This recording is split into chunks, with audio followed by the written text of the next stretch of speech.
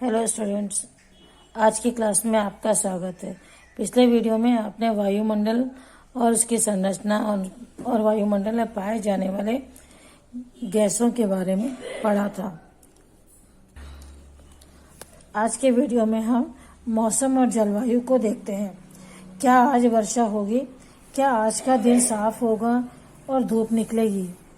कितनी बार हमने क्रिकेट प्रेमियों के मुंह से एक दिवसीय मैच के भविष्य पर अनुमान लगाते सुना होगा। यदि हम कल्पना करें कि हमारा शरीर एक रेडियो है और मस्तिष्क उसके स्पीकर, तो मौसम वह है जो इसके नियंत्रण बटनों से छेड़छाड़ करता रहता है। बच्चों, मौसम और जलवायु जो है एक अलग अलग तथ्य है। मौसम एक दिन में कई बार परिवर्तित हो सकता है, परंतु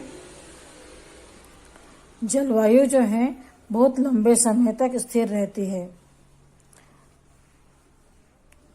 मौसम क्षणभंगुर है, प्रतिदिन बदलता रहता है। एक दिन में मौसम कई बार बदल जाता है। जैसे आज देखा जाए तो सवेरे अत्यंत घने बादल छाए हुए थे। हो सकता है दोपहर बाद धूप निकल आए और शाम को पुनः बादल दिखाई दे या अत्यधिक ठंड पड़े, शीत लहर जैसी ठंड पड़े। इस प्रकार मौसम जो है एक दिन में कई बार बदल जाता है। कभी तेज हवाएं चलती हैं, कभी गर्मी लगती है। तो इस प्रकार के स्वरूप को मौसम कहते हैं। लेकिन एक ही दशा यदि लंबे समय तक रहती है तो उसे जलवायु कहते हैं।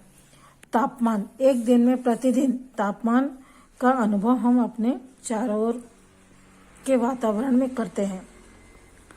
वह वायुमंडल का तापमान होता है। प्रतिदिन जिस तापमान का हम अनुभव करते हैं उसे वायुमंडल का तापमान कहते हैं। और यह तापमान भी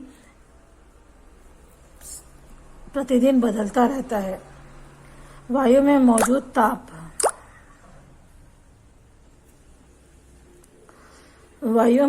ताप जो है और शीतलता जो का परिणाम को तापमान कहते हैं। वायुमंडल का तापमान जो है केवल दिन में और रात में ही नहीं बदलता, बल्कि ऋतुओं के अनुसार भी बदलता रहता है। हम कहते हैं दिन बहुत गर्म है, रात ठंडी है, रात को कम गर्मी लगती है, दिन में अधिक गर्मी लगती है। ये सही है, किंतु यह तापमान जो है न सिर्फ दिन और रात बल्कि प्रत्येक ऋतु के अनुसार बदलता है।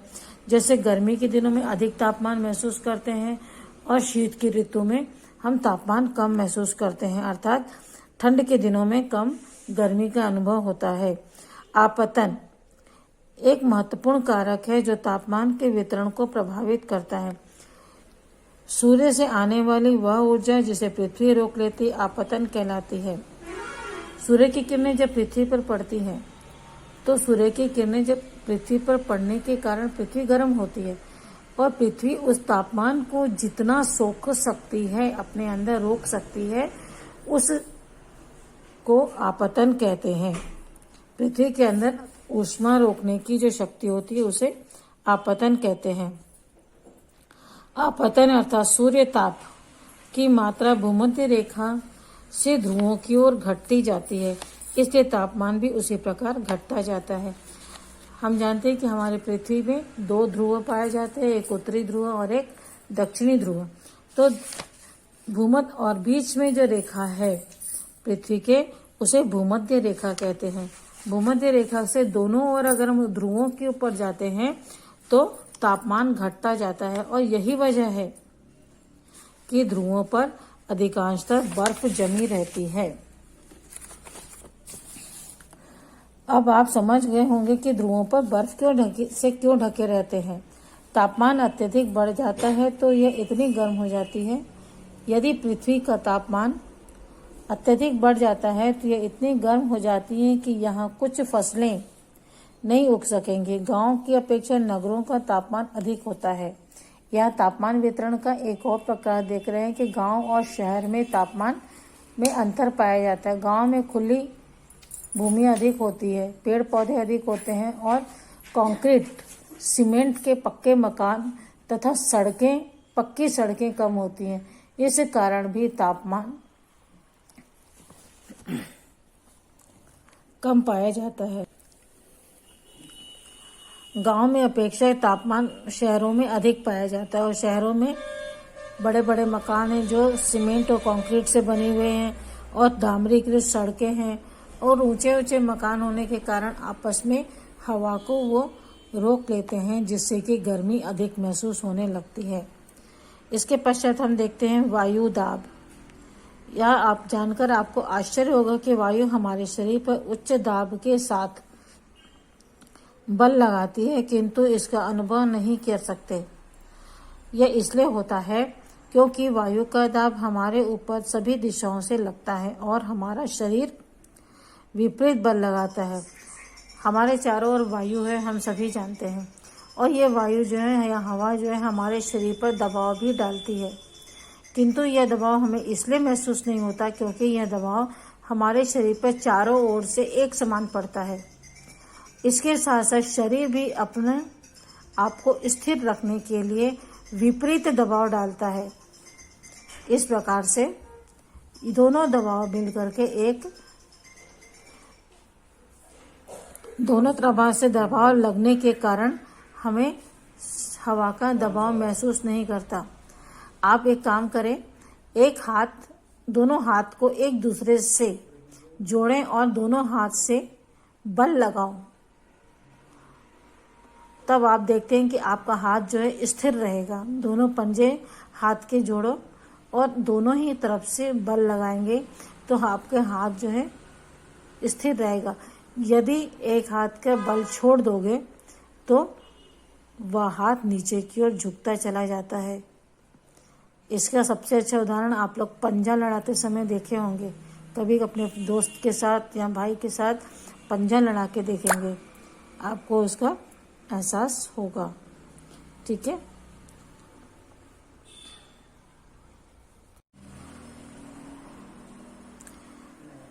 कम तापमान वाले क्षेत्रों में वायु ठंडी होती है। इसके फलस्वरूप यह भारी होती है और भारी वायु निमज्जित होकर उच्च दाब क्षेत्र बनाती है। उच्च दाब के कारण स्पष्ट और स्वच्छ आकाश होता है। वायु सदैव उच्च दाब से निम्न दाब की ओर गमन करती है। बच्चों, जब हवा जो है गर्म हो जाती है तब वह फैल जाती है, विरल हो जाती है और वह हल्की होकर के ऊपर उठती है।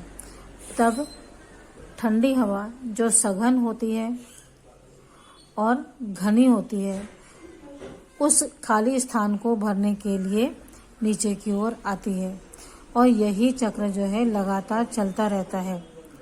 इसे वायु चक्र कहते हैं। वायु दाब जो है हमेशा उच्च ताप से निम्न दाब की ओर गमन करती है। वायु जो है हमेशा ऊंचे दाब से निम्न दाब की ओर जाती है। पवन का अर्थ है उच्च दाब क्षेत्र से निम्न दाब क्षेत्र की ओर वायु की गति को पवन कहते हैं। यदि उच्च दाब है और उसके नीचे के स्थान को भरने के लिए जब ठंडी हवा, निम्न दाब वाली हवा आती है तो इसे पवन कहते हैं। और पवन जो है हमेशा क्षैतिज चलती है, ऊपर से नीचे की ओर चलती है। आप पवन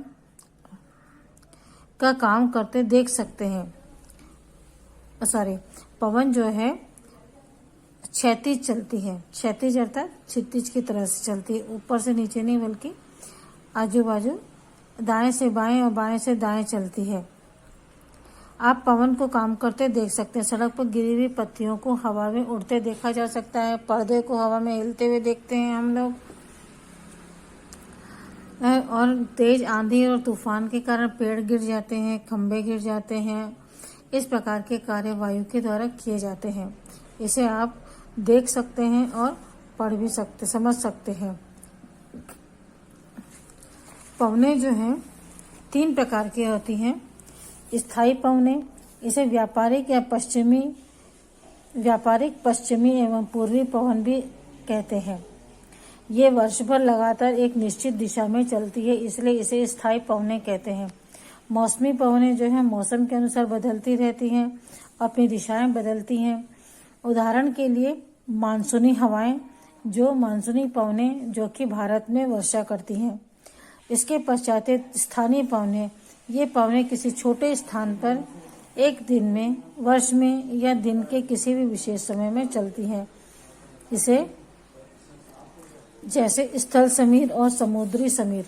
स्थल समीर यानी हवा का जमीन से समुद्र की ओर गमन करना, और समुद्री समीर का अर्थ है समुद्र से स्थल की ओर, जमीन की ओर हवा का गमन करना समुद्री समीर कहलाता है।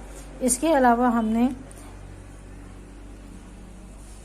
आप सब ने लू के बारे में सुना है, शीत लहर के बारे में भी सुना है। यह भी स्थानीय पवनों के उदाहरण हैं।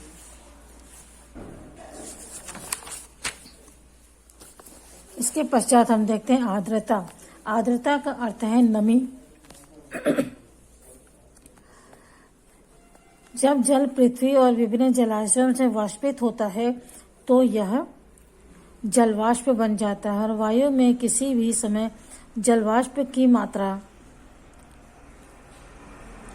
को आर्द्रता कहते हैं। जब वायु में जलवाष्प की मात्रा अत्यधिक हो जाती है तो हम उसे आर्द्र दिन कहते हैं। जैसे जैसे वायु गर्म होती जाती है उसमें जलवाष्प धारण करने की क्षमता बढ़ती जाती है और इस प्रकार वह अधिक आर्द्र हो जाती है। आर्द्र दिनों में कपड़े सूखने में काफ़ी समय लगता है एवं हमारे शरीर से पसीना आसानी से नहीं सूखता है। हम असहज महसूस करते हैं। गर्मी के दिनों में गर्मी अधिक लगती है, जलवाष्प की कमी होती है तो पसीना अधिक आता है, और आर्द्र दिनों में यानी नमी के दिनों में कपड़े देर से सूखते हैं। वर्षा के दिनों में आपने देखा होगा कि कपड़े जो है सूखने में बहुत समय लेते हैं। इसी प्रकार आर्द्र दिनों यानी जलवाष्प की मात्रा जब हवा में होती है तो उसे आर्द्रता या नमी कहते हैं। जलवाष्प का ऊपर उठता है तो यह ठंडा होना शुरू हो जाता है। जलवाष्प संघनित होकर ठंडा होकर जल की बूंदें बनाते हैं। बादल इन्हीं जल बूंदों का ही एक समूह होता है। जब जल की ये बूंदें इतनी भारी हो जाती हैं कि वायु में तैर न सकें तब वे वर्षण के रूप में नीचे आ जाती है। जब जलवाष्प ऊपर उठती है तो ऊपर जाकर ठंडी हो जाती है और ठंडी होकर के घनी होती है, और घनी और ठंडी होने के पश्चात ये बूंदों के रूप में परिवर्तित हो जाती है। और जब जल की ये मात्राएं इसमें भारी हो जाती हैं और हवा में तैर नहीं पाती हैं तो वह वर्षा के रूप में जमीन पर आ जाती हैं। इसे हम वर्षा कहते हैं। आकाश में उड़ते हुए जेट हवाई जहाज अपने पीछे सफेद पथ चिन्ह छोड़ते हैं। इनके इंजनों से निकली नमी संघनित हो जाती है। वायु के गतिमान न होने की स्थिति में यह संघनित नमी कुछ देर तक पथ के रूप में दिखाई देती है। जेट विमान हवा में आपने आकाश में कई बार एक सफेद नीले मार्ग के रूप में देखा होगा, जो कि आकाश के अंदर जेट हवाई जहाज के उड़ने की निशानी है।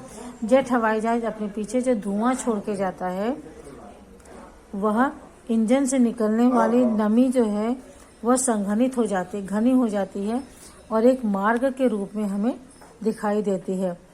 और वहाँ पर क्योंकि वायु में गति नहीं होती है, हवा नहीं चलायमान नहीं होती, हवा स्थिर है, वहाँ पे तापमान वायुमंडल स्थिर है समताप मंडल में।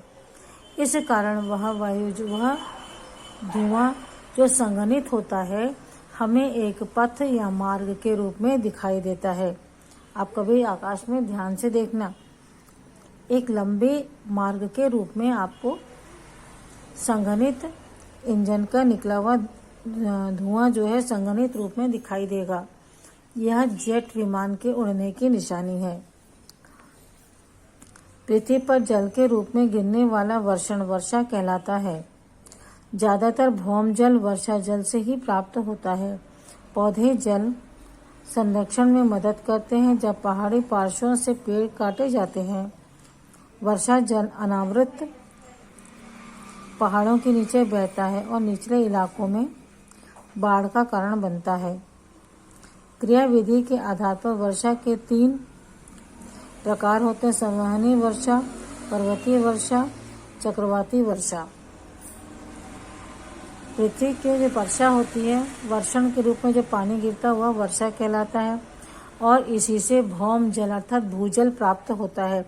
पेड़ पौधे जमीन जो है वर्षा के पानी को अंदर सोख लेती हैं और इस पानी को एक निश्चित स्थान पर चट्टानों की परत के बीच में एकत्रित होता जाता है, जिसे हम बाद में कुआं या बोरिंग इत्यादि के रूप में खोदकर प्राप्त करते हैं। पहाड़ों पर जब वर्षा होती है तो क्या होता है, वह वर्षा का पानी जो है वह नीचे की ओर जमा हो जाता है, निचले इलाकों में जमा हो जाता है, जो कि बाढ़ का कारण भी बन सकता है। क्रियाविधि के आधार पर वर्षा को 3 भागों में बांटा जा सकता है: संवहनी वर्षा, पर्वतीय वर्षा और चक्रवाती वर्षा।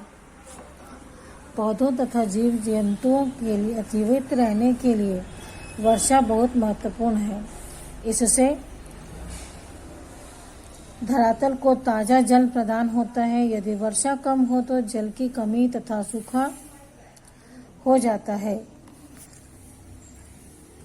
इसके विपरीत अगर वर्षा अधिक हो तो बाढ़ आ जाती है।